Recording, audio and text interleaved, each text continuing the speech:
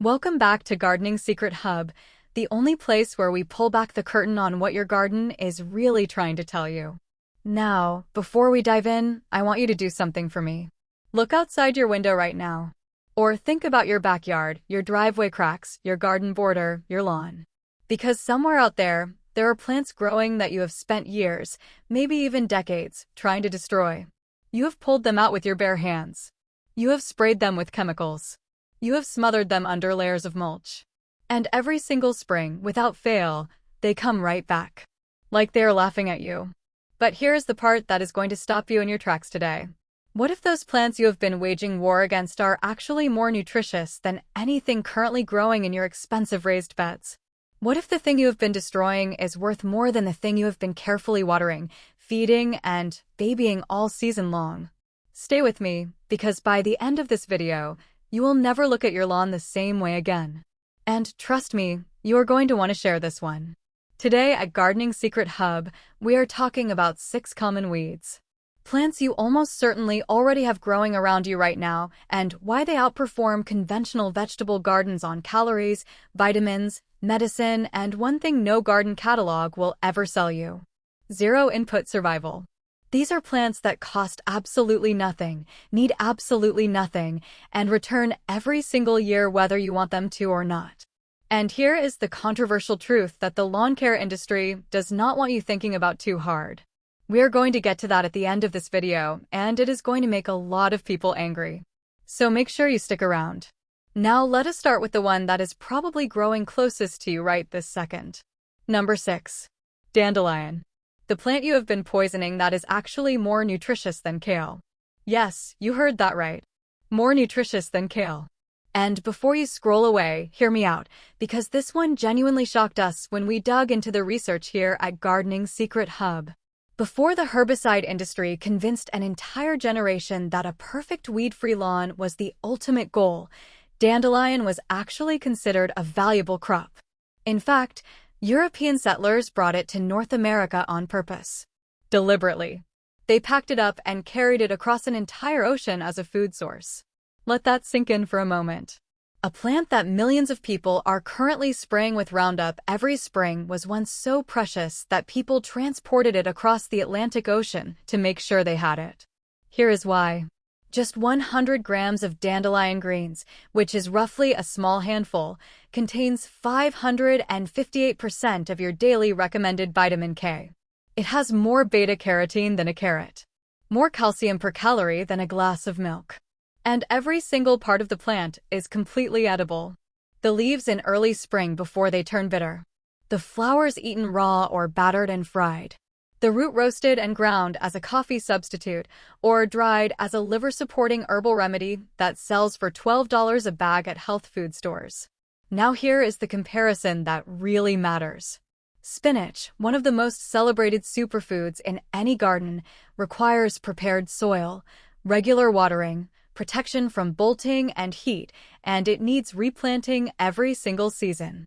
Dandelion requires absolutely nothing. It breaks through compacted soil. It survives frost. It produces from April through October. And it comes back every year from a taproot that goes 18 inches deep. You cannot kill it without chemicals, which is exactly the point. Seed saving does not even apply here. Dandelion saves itself. Every white, fluffy clock you blew on as a child is actually a seed dispersal mechanism designed to make sure you will never, ever run out. Now drop a comment below right now. Have you ever eaten dandelion? Would you try it? Let us know down there. We read every single comment. But dandelion, as impressive as it is mostly about vitamins. What comes next is the weed that solves the one gap that most survival gardens can never fill. Number 5. Purslane. The only land plant that gives you omega-3 fatty acids like fish. Most people who spot purslane think it is just some kind of random succulent that snuck its way into their garden bed. They pull it out and toss it straight onto the compost heap without a second thought. And here at Gardening Secret Hub, we just want to say, please stop doing that. Because what you just threw away is one of the most nutritionally complete edible plants on the entire planet. Purslane contains between 300 and 400 milligrams of alpha-linolenic acid per 100 gram serving. That is more omega-3 fatty acids than any other leafy green plant on Earth. To put that into real-world perspective, most people spend $20 to $30 every single month on fish oil supplements trying to hit that number. Purslane gives it to you for free, straight from your garden bed, and it will grow right back next week without you lifting a single finger. But here is what makes Purslane genuinely remarkable for anyone serious about food security. It is a C4 photosynthesis plant, which means it absolutely thrives in the exact conditions that kill conventional vegetables. Drought, heat, poor soil, full neglect. While your tomatoes are wilting in the August heat and your lettuce has bolted into bitterness, Purslane is sitting there at peak growth. It actually wants the harsh conditions that stress every other plant you are carefully growing. You can eat it raw in salads. It has a mild, slightly lemony flavor that works really well. Sauté it in oil. Throw it into soups. Pickle it. In Turkey and Greece, it has been a cultivated crop for centuries. In the Middle East, it is treated as a delicacy. But in most Western gardens right now, it is getting thrown in the trash. If you are finding this eye-opening, do us a quick favor and hit that subscribe button. Here at Gardening Secret Hub, we share these kinds of hidden gardening secrets every single week, and you do not want to miss what is coming next. Now, if Purslane is the supplement you did not know you were growing, what comes next is the protein source that has been hiding in plain sight the entire time. Number 4. Lamb's quarters. The forgotten grain crop that outperforms spinach on protein. You have seen this plant. Pale green leaves, a powdery white coating on the new growth, shooting up to waist height in any disturbed patch of soil. It looks like it should not be edible. It honestly looks like a weed in the most boring possible sense of the word. But here is the truth. It is one of the most important food plants in pre-agricultural North America. Native American tribes across the continent cultivated lamb's quarters intentionally, harvesting both the leaves and the seeds. The seeds are tiny and black, remarkably similar to quinoa, which makes complete sense because lamb's quarters and quinoa are actually in the same plant family. Those seeds can be dried, ground into flour, or cooked whole like a grain. One mature plant produces tens of thousands of seeds in a single growing season. The leaves contain 4.2 grams of protein per 100 grams raw, which is more than spinach. They also deliver iron, calcium, riboflavin, and vitamins A and C. Cook them exactly like spinach. They wilt down the same way. They taste mild and earthy and are actually more tender than most cultivated greens you will find in any grocery store. Here is the detail that makes lamb's quarters particularly special from a practical standpoint. It grows specifically in disturbed soil. The kind of soil that surrounds construction sites, vacant lots, roadsides, and most importantly, the edges of any garden that has been recently dug and amended. If you have been building raised beds this season, lamb's quarters is almost certainly already colonizing the border as we speak. And it self-seeds so aggressively that once you have it forever, without doing a single thing. Most gardeners growing spinach 20 feet away are spending money on seeds, preparing their soil, managing slugs, and replanting every season. The lamb's quarters 3 feet away from that bed is doing the exact same job for free. Go ahead and pause right here and drop a comment. Did you know lamb's quarters was edible? Because honestly, most people have no idea. Tell us below. Now here is where our story gets really interesting. Because the next 2 weeds on this list do not just feed you. They act as medicine. And that is a dimension that most gardening content never even touches. Number 3. Wood sorrel. The vitamin C source that is quietly growing in your lawn right now. Wood sorrel looks almost identical to clover with its heart-shaped leaves. Most people who find it assume that is exactly what it is and walk right past it. It is not clover. And you absolutely should not be ignoring it. Wood sorrel gets its delightfully sour, citrusy flavor from oxalic acid, the same compound that makes rhubarb tart. And that sharp flavor is actually your indicator that it is one of the best wild sources of vitamin C you can find anywhere. Vitamin C is one of the very first deficiencies that appears when diets shift towards stored grains and starches. It was the reason sailors died of scurvy on long ocean voyages. Not from starvation, but from the complete absence of fresh plant material in their diets. And wood sorrel, Growing quietly in your lawn right now is one of nature's direct answers to that problem. Here is another thing that makes wood sorrel uniquely valuable. It grows happily in partial shade. That makes it incredibly useful in spaces where almost nothing else will thrive. Under trees, along north-facing fence lines, in the shadowed edges of garden beds. Wood sorrel fills those dead zones that most gardeners completely give up on. It is also one of the first plants to produce new growth in spring and one of the very last to die back in fall. Eat it raw. Add it to salads for brightness and acidity. Use it anywhere you would normally reach for lemon. Children instinctively eat it because of the sour taste, which tells you something powerful about just how well this plant is designed to be recognized as food. Its seeds and roots are edible too. And like every other plant we have talked about today, it returns entirely on its own every single year. But wood sorrel grows in small patches. The next plant we are covering grows absolutely everywhere, produces enormous quantities of edible material, and does something that nothing in your raised beds can ever do for your soil. Number 2. Clover. The nitrogen factory that you have been mowing into nothing. Red clover and white clover are nitrogen-fixing legumes. This means their root systems host specialized bacteria that pull nitrogen directly from the atmosphere and deposit it straight into your soil.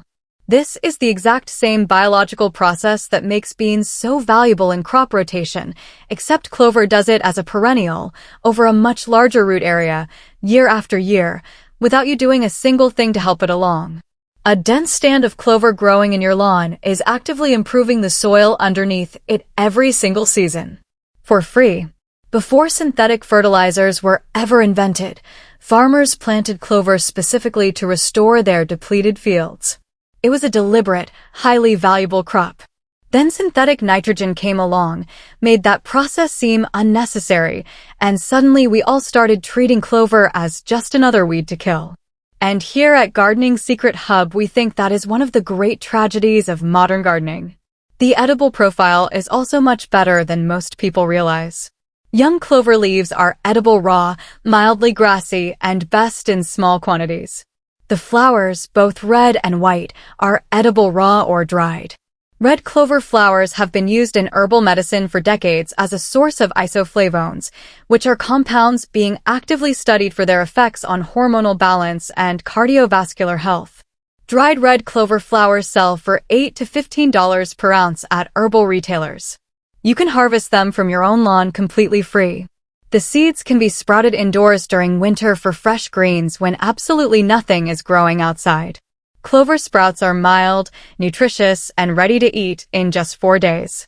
And the plant will keep spreading, keep fixing nitrogen, and keep flowering without any help from you whatsoever.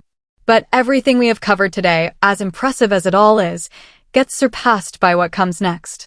Because the final weed on our list today produces food before anything else in your entire garden can. Before your seeds have even germinated. Before your raised beds have thawed from winter. This is the only plant on this list that functions as a complete early spring survival crop. Number 1. Chickweed. The spring superfood that shows up before your garden even wakes up. Chickweed, or Stellaria media if you want the scientific name, is that small, sprawling plant with tiny white star-shaped flowers that appears in dense mats in late winter and very early spring. In most temperate climates, it starts growing in February or March, weeks before the last frost date. Weeks before any cultivated vegetable can be safely started outdoors. And that timing right there is the survival advantage that makes chickweed more special than anything else on this list. In any food security situation, the most dangerous period is late winter into early spring. That gap between depleted winter stores and the very first harvest of the new season. Chickweed fills that gap perfectly. It grows when absolutely nothing else will. It produces dense, edible material with zero inputs. And it genuinely tastes good. Mild and slightly grassy with a texture very similar to baby spinach. Nutritionally, it delivers vitamin C, calcium, magnesium, and iron. Historically, it was used as a poultice for skin irritation and minor wounds, a practice that is backed up by its well-documented anti-inflammatory properties. Chickweed is one of the oldest documented edible weeds in both European and American folk medicine. Here is what makes chickweed particularly brilliant within the full system we have been building throughout this video. It grows in the same spaces as everything else on our list. Garden edges, lawn borders, disturbed soil. It does not compete with your main crops because it is already finished and dying back naturally by the time your summer crops need that same space. It occupies the calendar gap that no cultivated plant can reach. And it self-seeds so prolifically that one single plant produces 800 seeds, seeds that can remain viable in the soil for up to 10 years. Once chickweed finds your garden, it is part of your garden permanently, providing fresh greens every late winter for as long as you grow food on that land. Now step back and look at the full picture of what we actually have here. 6 plants. Not one of them costs a single dollar. Not one of them requires seeds from a catalog, prepared soil, irrigation systems, or any growing knowledge beyond simply being able to recognize them. Together, they deliver omega-3 fatty acids, vitamin C, protein, calcium, iron, nitrogen fertility, early spring greens, summer abundance, and medicine. And now here is the part that should make every one of us genuinely uncomfortable. The average American household spends over $500 a year on lawn care. And a meaningful chunk of that money goes directly toward killing exactly these plants. We are literally paying money to destroy a free, self-sustaining food system that has been trying to establish itself in our yards for decades. And the deep irony that nobody talks about is this. The food system we are protecting our lawns for, the grocery store supply chain, the seed catalogs, the chemical fertilizer inputs, that is actually the fragile one. That is the system that can fail. The weeds are the resilient ones. They have survived every ice age, every drought, every agricultural revolution in human history, and they will survive whatever comes next. The question was never really whether these plants can feed you. They already can. The question is simply whether you are willing to let them. Now, if this video opened your eyes to something you had never considered before, we want to hear from you in the comments right now. Which of these 6 weeds are currently growing in your garden? And be honest, how many of them have you been trying to kill? Drop your answer below. We genuinely love reading your responses here at Gardening Secret Hub. And if you have been building out your garden this season and want to take things even further, the next thing worth understanding is which cultivated crops actually work best alongside these wild plants. The ones that fill your calorie and storage gaps without simply duplicating what is already growing wild around you. That video covers exactly which crops complement a forage system like this one, and why most survival gardens completely miss the single most important one. Make sure you are subscribed to Gardening Secret Hub so you do not miss it. We will see you in the next one.